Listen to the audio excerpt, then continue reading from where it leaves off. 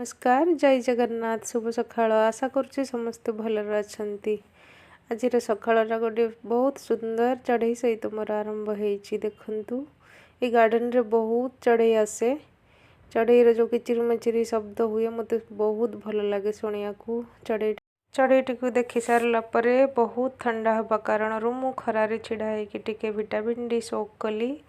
तापर मोर नित्यकर्म सकाळु सब सरी जाइथिला। कर्म सब सारा आज टिके मन है मत स्टिच करने। आजिकल मु यूट्यूब रु देखिक स्टिच शिखुची। ब्लाउज हो ड्रेस हो किछिटा सिलाई भी करी आपण मानकु केबे देखैबी।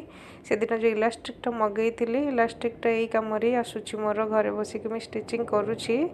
तापर मोर पार्सल वालार फोन आसी जाइथिला। मु गेट पाखक गली पार्सल धरिक फेरला बेल को देखिली फूल गछ तले फूल गुड़ा पड़ता। तापर मु उठेकी नहीं आसिली फूल गुड़ा को आणिकी घरे एमती बाउल रे सजेइली। फूल घरे एमती सजेबार घर वातावरणटा पॉजिटिवनेस हो जाए मत एमती फील हुए मत बहुत भल लगे। तापर संध्या है बेल को हजबैंड जो ऑफिस रू आसिले आसला बेल को मो गोटे सरप्राइज नहीं कि आसिले। मु कहली कौन सरप्राइज आनीच आज मो पाई।